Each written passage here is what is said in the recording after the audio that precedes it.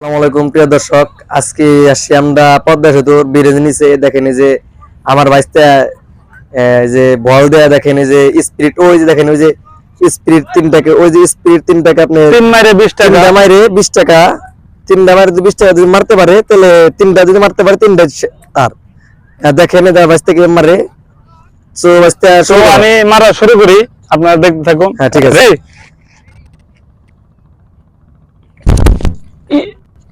বাহ, না, বাইসটা প্রথম না দিতে পারে নাই, একটা বল মারলাম পেশা।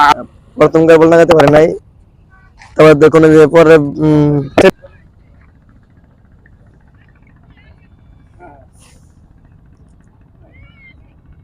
মারো মারো মারো।